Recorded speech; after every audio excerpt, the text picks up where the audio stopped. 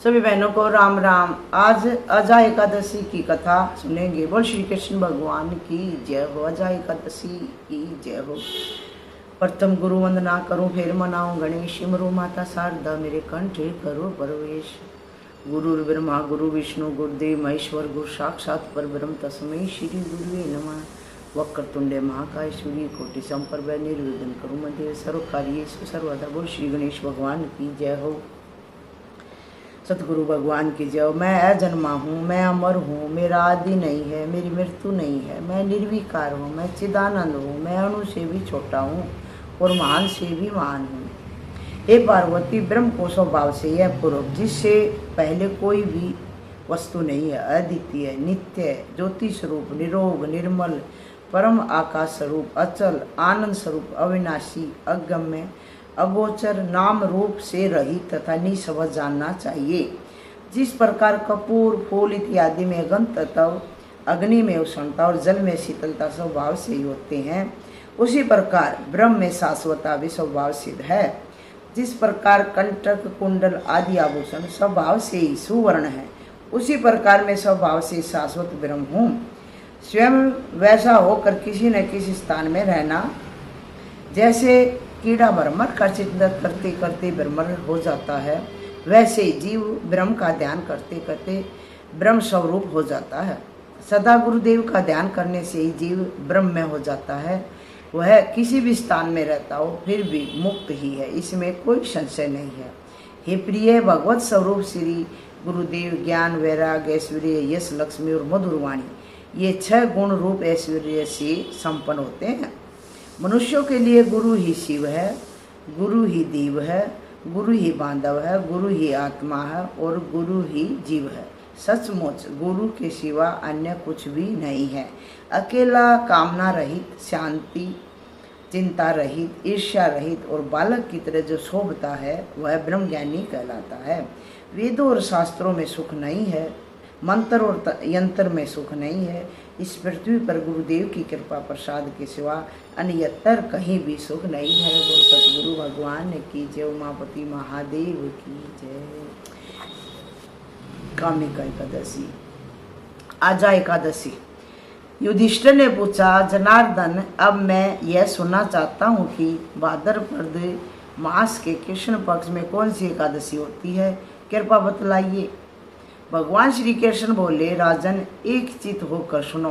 भाद्रपद मास के कृष्ण पक्ष की एकादशी का नाम अजा है। वह सब पापों का नाश करने वाली बताई गई है। भगवान ऋषिकेश का पूजन करके जो इसका व्रत करता है उसके सारे पाप नष्ट हो जाते हैं। पूर्व काल में हरिश्चंद्र नामक एक विख्यात चक्रवर्ती राजा हो गए हैं, जो समस्त भूमंडल में स्वामी और सत्य प्रतीक थे। एक समय किसी कर्म का फल भोग प्राप्त होने पर उन्हें राज्य से भ्रष्ट होना पड़ा। राजा ने अपनी पत्नी और पुत्र को बेच दिया, फिर अपने को भी बेच दिया। पुण्य आत्मा होते हुए भी उन्हें चांडाल की दास्ता करनी पड़ी। वे मुर्दों का कफन लिया करते थे। इतने पर भी नृपश्रेष्ठ हरिश्चंद्र सत्य से विचलित नहीं हुए। सत्यवादी हरिश्चंद्र राजा की एक कथा है। इस प्रकार चांडाल की दास्ता करते हुए उनके अनेक वर्ष व्यतीत हो गए। इससे राजा को बड़ी चिंता हुई। वे अत्यंत दुखी होकर सोचने लगे, क्या करूं, कहाँ जाऊं, कैसे मेरा उद्धार होगा। इस प्रकार चिंता करते करते वे शोक के समुद्र में डूब गए। राजा को शोकातुर जानकर महर्षि गौतम उनके पास आए। श्रेष्ठ ब्राह्मण को अपने पास आया हुआ देखकर नृपश्रेष्ठ ने उनके चरणों में प्रणाम किया और दोनों हाथ जोड़ गौतम के सामने खड़े होकर अपना सारा दुख में समाचार कह सुनाया। ऋषि महात्मा गौतम जी को हरिश्चंद्र राजा ने सारा अपना समाचार सुना दिया। राजा की बात सुनकर गौतम ने कहा, राजन, भादों के कृष्ण पक्ष में अत्यंत कल्याणमयी अजा नाम की एकादशी आ रही है, जो पुण्य प्रदान करने वाली है। इसका व्रत करो, इससे पाप का अंत होगा। तुम्हारे भाग्य से आज के 7वें दिन एकादशी है। उस दिन उपवास करके रात में जागरण करना। ऐसा कहकर महर्षि गौतम अंतर्ध्यान हो गए। मुनि की बात सुनकर राजा हरिश्चंद्र ने उस उत्तम व्रत का अनुष्ठान किया। उस व्रत के प्रभाव से राजा सारे दुखों से पार हो गए। उन्हें पत्नी पुण्य प्राप्त हुई और पुत्र का जीवन मिल गया। आकाश में दुंदुभिया बज उठी, देवलोक से फूलों की वर्षा होने लगी। एकादशी के प्रभाव से राजा ने निष्कंटक राज्य प्राप्त किया और अंत में वे पूर्वजन तथा परिजनों के साथ स्वर्गलोक को प्राप्त हो गए। राजा युधिष्ठिर जो मनुष्य ऐसा व्रत करते हैं वे सब पापों से मुक्त हो स्वर्गलोक में जाते हैं। इसके पढ़ने और सुनने से अश्वमेध यज्ञ का फल मिलता है। राजा युधिष्ठिर से भगवान कृष्ण ने कहा, जो मनुष्य ऐसा व्रत करते हैं वे सब पापों से मुक्त हो स्वर्गलोक में जाते हैं। इसके पढ़ने और सुनने से अश्वमेध यज्ञ का फल मिलता है। अजा एकादशी माँ की जय। आज गीता का करेंगे 16वें अध्याय का पाठ। श्री भगवान वाच। श्री भगवान बोले, भय का सर्वथा अभाव, अंतकरण की पूर्ण निर्मलता, तत्व ज्ञान के लिए ध्यान योग में निरंतर दृढ़ स्थिति और सात्विक दान, इंद्रियों का दमन, भगवान देवता और गुरुजनों की पूजा तथा अग्निहोत्र आदि उत्तम कर्मों का आचरण एवं वेद शास्त्रों का पठन पाठन तथा भगवान के नाम और गुणों का कीर्तन, सब धर्म पालन के लिए कष्ट सहन और शरीर तथा इंद्रियों के सहित अंतकरण की सरलता, मन वाणी और शरीर से किसी प्रकार भी किसी को कष्ट न देना, यथार्थ और प्रिय भाषण, अपना अपकार करने वाले पर भी क्रोध का न करना, कर्मों में कर्तापन के अभिमान का त्याग, अंतकरण की उपरति अर्थात चित्त की चंचलता का अभाव, किसी की भी निंदा आदि न करना, सब भूत प्राणियों में हेतु रहित दया, इंद्रियों का विषयों के साथ संयोग होने पर भी उनमें आसक्ति का न होना, कोमलता, लोक और शास्त्र से विरुद्ध आचरण में लज्जा और व्यर्थ चेष्टाओं का अभाव, तेज, क्षमा, धैर्य, बाहर की शुद्धि एवं किसी में भी शत्रु भाव का न होना और अपने में पूज्यता के अभिमान का भाव, ये सब तो हे अर्जुन देवी संपदा को लेकर उत्पन्न हुए पुरुष के लक्षण हैं। हे पार्थ, दंभ, घमंड और अभिमान तथा क्रोध, कठोरता और अज्ञान भी, ये सब आसुरी संपदा को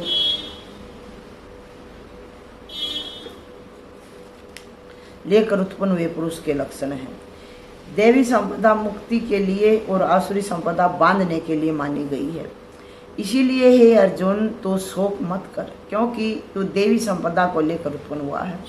हे अर्जुन, इस लोक में भूतों की सृष्टि यानी मनुष्य समुदाय दो ही प्रकार का है, एक तो देवी प्रकृति वाला और दूसरा आसुरी प्रकृति वाला।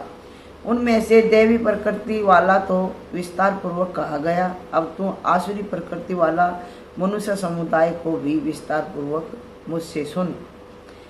आसुरी स्वभाव वाले मनुष्य प्रवृत्ति और निवृत्ति इन दोनों को ही नहीं जानते, इसलिए उनमें न तो बाहर भीतर की शुद्धि है, न श्रेष्ठ आचरण है और न ही सत्य भाषण ही है। वे आसुरी प्रकृति वाले मनुष्य कहा करते हैं कि जगत आश्रय रहित, सर्वथा असत्य और बिना ईश्वर के अपने आप केवल स्त्री पुरुष के सहयोग से उत्पन्न है, अतएव केवल काम ही इसका कारण है, इसके सिवा और क्या है। इस मिथ्या ज्ञान को अवलंबन करके जिनका स्वभाव नष्ट हो गया है तथा जिनकी बुद्धि मंद है, वे सबका अपकार करने वाले क्रूर कर्मी मनुष्य केवल जगत के नाश के लिए ही समर्थ होते हैं।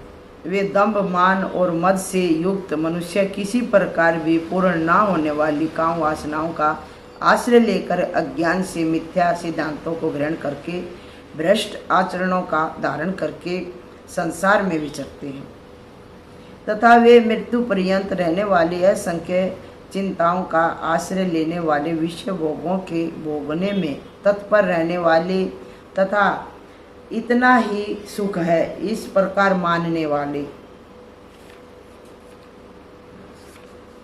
होते हैं।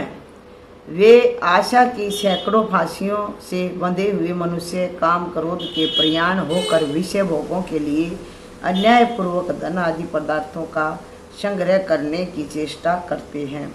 वे सोचा करते हैं कि मैंने आज यह प्राप्त कर लिया है और अब इस मनोरथ को प्राप्त कर लूँगा, मेरे पास यह इतना धन है और फिर भी यह हो जाएगा।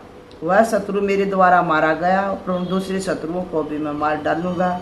मैं ईश्वर हूँ, ऐश्वर्य को भोगने वाला हूँ, मैं सब सिद्धियों से युक्त हूँ और बलवान तथा सुखी हूँ।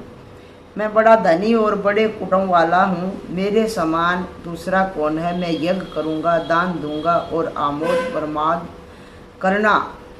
करूँगा। इस प्रकार अज्ञान से मोहित रहने वाले तथा अनेक प्रकार से भ्रमित चित्त वाले मोह रूप जाल से समावर्त और विषय भोगों में अत्यंत आसक्त असुर लोग महान अपवित्र नरक में गिरते हैं। वे अपने आप को ही श्रेष्ठ मानने वाले घमंडी पुरुष धन और मान के मद से युक्त होकर केवल नाम मात्र के यज्ञों द्वारा पाखंड से शास्त्र विधि रहित यजन करते हैं। वे अहंकार, बल, घमंड, कामना और क्रोध आदि के प्रयाण और दूसरों की निंदा करने वाले पुरुष अपने और दूसरों के शरीर में स्थित मुझ अंतर्यामी से द्वेष करने वाले होते हैं। उन द्वेष करने वाले पापाचारी और क्रूर कर्मी नर अधमों को मैं संसार में 12 आसुरी योनियों में ही डालता हूँ। हे अर्जुन, वे मूढ़ मुझ को न प्राप्त होकर ही जन्म जन्म में आसुरी योनियों को प्राप्त होते हैं, फिर उससे भी अति नीच गति को ही प्राप्त होते हैं, अर्थात घोर नरकों में पड़ते हैं। काम, क्रोध तथा लोभ ये 3 प्रकार के नरक के द्वार हैं। आत्मा का नाश करने वाले अर्थात उसको अधोगति में ले जाने वाले हैं। अतएव इन तीनों को त्याग देना चाहिए। हे अर्जुन, इन तीनों नरक के द्वारों से मुक्त पुरुष अपने कल्याण का आचरण करता है, इससे वह परम गति को जाता है अर्थात मुझको प्राप्त हो जाता है। जो पुरुष शास्त्र विधि को त्याग कर अपनी इच्छा से मन माना आचरण करता है, वह न सिद्धि को प्राप्त होता है, न परम गति को और न सुख को ही। इससे तेरे लिए इस कर्तव्य और अकर्तव्य की व्यवस्था में शास्त्र ही प्रमाण है। ऐसा जानकर तो शास्त्र विधि से नियत कर्म ही करने योग्य हैं। बोल श्री सतगुरु भगवान की जय। बोल श्री कृष्ण भगवान की जय हो। श्रीमद् भगवत गीता माता की जय हो। श्री कृष्ण गोविंद हरे मुरारी, हे नाथ नारायण वासुदेवा। श्री कृष्ण गोविंद हरे मुरारी, हे नाथ नारायण वासुदेवा। श्री कृष्ण गोविंद हरे मुरारी, हे नाथ नारायण वासुदेवा। सभी बहनों को राम राम।